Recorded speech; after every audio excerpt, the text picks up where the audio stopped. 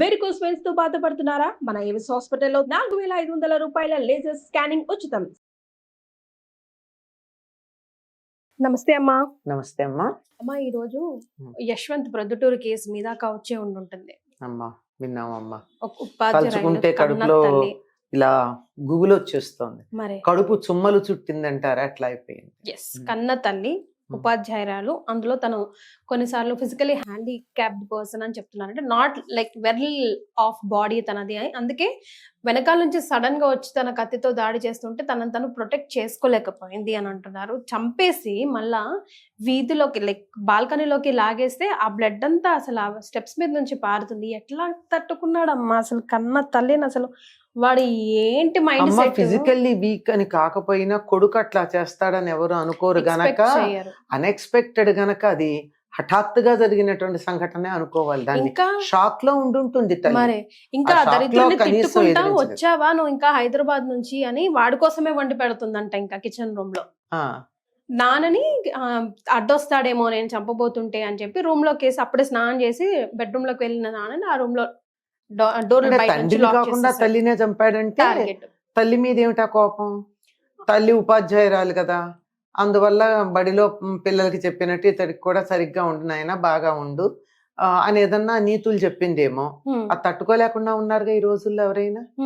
నువ్వేం చేస్తే దాన్ని మెచ్చుకోవడం, నీ అంతటి వాళ్ళు లేరు, నువ్వు చేసిందే సరైంది అని ఆకాశానికి ఎత్తేయాలి అనుకుంటారు అందరూ. ఆ కారణంగా తల్లి ఏమైనా ఇతన్ని మందలించిందేమో. ఇప్పుడు ఇద్దరికి మధ్యలో డిస్కషన్ జరుగుతూనే ఉంటదంట. యశ్వంత్ ఉండడం హైదరాబాద్ లో ఉంటాడు, జాబ్ సర్చ్ మీద వచ్చాడంట. అదే చదువు బీటెక్ అయిపోయింది, ఇంకా ఉద్యోగం రాలేదు అని ఫ్రస్ట్రేషన్ ఉంటే వ్యసనాలకు అలవాటు పడుతున్నావు, నువ్వు హైదరాబాద్ కి వెళ్ళింది ఎందుకు, నువ్వేం చేస్తున్నావు, ఒకగానొక కొడుకు, ఎవరైనా చెప్తారు కదమ్మా, చెప్పకుండా ఎలా ఉంటారు? చెప్పాలి కూడాను. చెప్పకపోతే తల్లి చెప్పలేదని కూడా అంటాంగా, మనమే అంటాం. తల్లి చెప్పాలి, తండ్రి చెప్పాలి, వాళ్ళ స్వభావాన్ని అనుసరించి రకరకాలుగా చెప్పాలి, అందరికి ఒకే రకంగా కాదు. మరి వీడికి ఎలా చెప్పాల్సి వచ్చిందో, ఎలా చెప్తే వాడికి పట్టేదో, ఏమైందో మరి. మీరన్నట్టు వ్యసనాలకే అలవాటు పడి ఉండాలి. ఆ వ్యసనానికి కావలసినటువంటి సొమ్ము చేతిలో పడకపోతే ఆ క్షణాన్ని వాళ్ళు ఏం చేస్తారో వాళ్ళకి తెలియదు.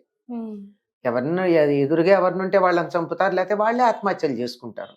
అంతకన్నా ఎందుకంటే వ్యసనం తాలూకు లక్షణం, అందులో ముఖ్యంగా డ్రగ్స్ లాంటివి గనక అయినట్టయితే అతడికి ఉందో లేదో మనకి తెలియదు, వివరాలు తెలియవు కదా అంటున్నారు. ఏదో ఒకటి నార్మల్ అయితే కాదు అతను, హీఈస్ అబ్నార్మల్. బట్ ఆ వెరీ థాట్ రావడమే హిస్ వెరీ అబ్నార్మల్. చంపాలి అన్న ఆలోచన రావడం అబ్నార్మల్. అయితే డ్రగ్ అడిక్ట్ అవ్వాలి, లేదా మానసికంగా ఏదైనా మానసిక వ్యాధి ఉండాలి. ఈ రెండు కాకపోతే మరి ఇంకేం కారణం ఉంటుంటుంది? ఎవరితోన్నా ప్రేరేపించబడి ఉండాలి. ప్రేరేపించబడినా గాని అలా ఎందుకు చేస్తారు? అంత ఇదిగాను.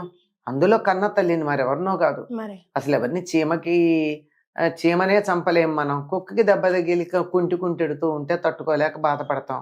అట్లాంటిది సాటి మనిషిని అయితే మరీను, అందులో తల్లినంటే తప్పనిసరిగా వికృత మనస్థితి ఏదో ఉంది అతడికి, సహజ స్థితి లేదు.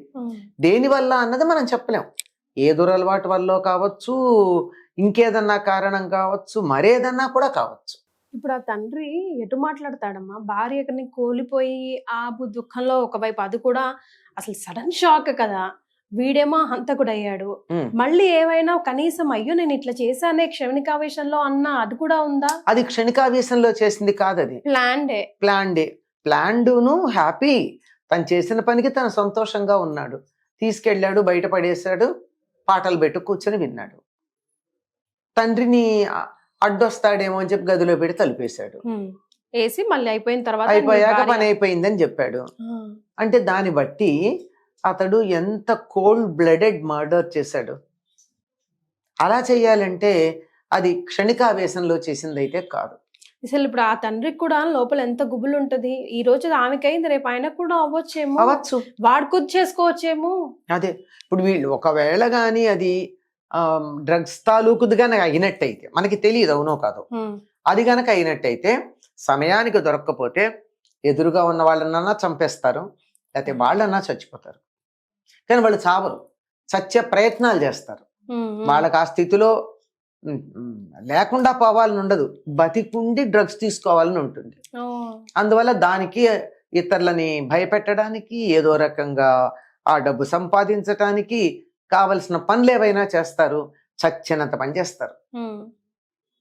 అంతేగాని చావరు. ఎదుటి వాళ్ళని అయితే చంపేస్తారు. అది ఉంది. ఒకవేళ డ్రగ్స్ అయితే ముందు దాని కింద అరెస్ట్ చేయాలి వాడిని. అదే తీసుకెళ్లిపోయారు, కానీ అసలు అర్థం కావట్లేదు. తీసుకెళ్లిపోయారంటే వాడు ఏం పారిపోతే కదా వెతకడానికి, హాయిగా చేసి అక్కడే ఉన్నాడుగా, నేనే చేస్తానని ఘనంగా చెప్పుకుంటూ. విజువల్స్ కూడా మన దగ్గర ఉన్నాయి. అసలు అమ్మో వాడిని చూస్తుంటే అసలు అర్థమే కావట్లేదు. మానసిక స్థితి ఎలా ఉంది, ప్రస్తుత సమాజానికి పట్టినటువంటి ఒక ప్రస్తుత సమాజాన్ని మనకి చూపిస్తూ ఉన్నటువంటి ఒక చిన్న క్లిప్పింగ్ మాత్రమే.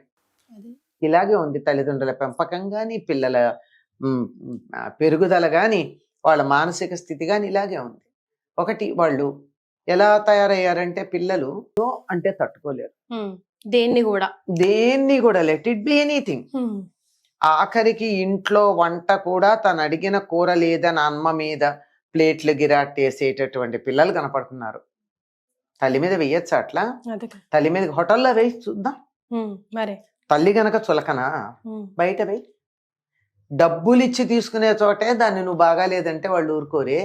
ఇంట్లో ఏం తీసుకుని పెడుతోంది ఆవిడ నీ దగ్గర, ఏం తీసుకుని సేవ చేస్తోంది, అక్కడ చేస్తున్నావు అంటే అస్సలు ఎక్కడా కూడా నో అన్నదాన్ని తట్టుకోలేనటువంటి పరిస్థితి. హోటల్లో అయినట్టయితే వీడు నో అంటే వాళ్ళు నో అంటారు. అయిపోయి టిట్ ఫర్ టాట్. ఇంట్లో అమ్మ అనదు కదా. ప్రతాపం ఇక్కడ. బయట ప్రపంచంలో ఏమీ చెయ్యలేనటువంటి అసమర్థులందరూ ఇంట్లో చూపిస్తారు ప్రతాపాన్ని. అంతే. ఆ ప్రతాపం అమ్మ ఏమనదు గనక, మందలించి ఊరుకుంటుంది గనక. పైగా వీటన్నిటికన్నా వాళ్ళ నాన్నని కాక అమ్మనే చంపాడంటే వాడికి ఆడవాళ్ళ మీద ఎంత చులకన భావం ఉంది. తల్లి, తండ్రి, కొడుకు, బిడ్డ అంటే ఆ వెరీ నెక్స్ట్ బ్లడ్ రిలేషన్ మీద కూడా నమ్మకం లేకుండా అయిపోతుందా? ఏది వింత విశేషం ఏది విన్నా కూడా అవునా అని క్యాజువల్ గా వింటున్నట్టు అనిపించేస్తోందమ్మా. రోజు ఆ స్థితికి వచ్చేసాం మనం. ఎంత భయంకరమైనటువంటి పరిస్థితి ఏమిటంటే మనలాంటి వాళ్ళందరికీ కూడా మనసులు మొద్దుబారిపోయాయి, సున్నితత్వం పోయింది. ఎలాంటి వార్త విన్ని ఇంతే కదా, ఓ వందల్లో వేలల్లో ఇదొకటి అనిపిస్తోంది తప్ప అయ్యో ఇలాంటిది జరిగిందా అని కంగారు పడేటట్టుగా లేదు.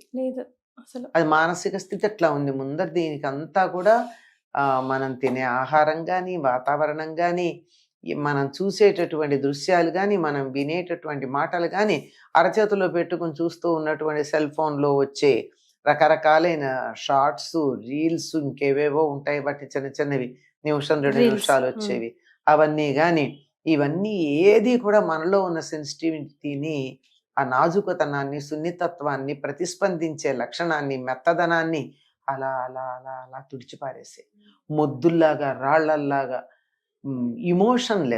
ఇమోషన్స్ లేవా అంటే హ్యూమన్ ఇమోషన్స్ లేవు. జంతువులకు ఉండేటటువంటి ఇమోషన్స్ ఉంటున్నాయి. తను ఎదురుగా వచ్చింది ఏదైనా సరే కొమ్ములతో కుమ్మేయాలి అనేటటువంటిది సంబంధం లేనటువంటిదైన ఆఖరికి రాతిని, కొండని కూడా వెళ్ళి కుమ్మేసేటట్టుగా ఉంటాయి ఇవి. అలాంటి పరిస్థితే తప్ప మనుషుల్లా కాకుండా ప్రవర్తిస్తున్నారమ్మా. అది వచ్చిన భయంకరమైన పరిస్థితి. సమాజం ఎటు వెళ్తుందో, మనం ఎటు వెళ్తున్నామో, సమాజంలోనే మనం అసలు అది విన్నాక నాకు షాక్ అన్నమాట. అసలు నిజంగా మొద్దుబారిపోయింది మా బ్రెయిన్ అంతా. అసలు it took some time for me to come back to normalcy. టీచర్సే పనిష్మెంట్ ఇస్తేనే మనం అరిచి గోలు పెట్టి, గొగ్గలు పెట్టి, అసలు మన రకరకాలు చేస్తూ ఉంటే, కన్నా తల్లినే నువ్వు చంపేసుకుంటుంటే ఇంకా అసలు పిల్లలు ఎందుకు, ఈ పెంపకం ఎందుకు? మళ్ళీ at the end of the day మళ్ళీ బ్లేమ్ చేయబడుతుంది ఆ పేరెంట్సే, సరిగ్గా పెంచక. సమాజం అంటే కదమ్మా, గారం అతిగారం చేసి. అందులో అది కూడా కారణం ఉంటుంది, గారాబం ఎక్కువ చేయడం వల్ల. ఇప్పుడు చిన్నతనంలో గారాబం చేస్తారమ్మా, గారాబానికి అలవాటు పడిపోతాడు వాడు. అన్కంట్రోలబుల్ గా అయ్యాక కేకలేస్తారు. అది తప్పించడానికి ఇంకా గట్టిగా వీళ్ళు మందలించాలి. ఈ మందలించింది వాడు తీసుకోలేడు. రెండిటి కాంట్రాస్ట్. అందుకే పిల్లల్ని 5 ఏళ్ల వరకు చక్రవర్తిలా పెంచి 6వ 7 వచ్చినప్పటి నుంచి పని వాళ్ళ చూడాలట. అంతేగాని మర్యాదగా చూడటం కాదు. చూస్తే ఇదిగోండి ఇలాంటివే. థ్యాంక్ యూ సో మచ్ అమ్మా. నమస్తే. నమస్తే అమ్మ. చాలా బాధాకరమైనటువంటి విషయం. భగవంతుడి దయ వల్ల ఇటువంటివి మళ్ళీ మనం వినకుండా ఉందుముగాక.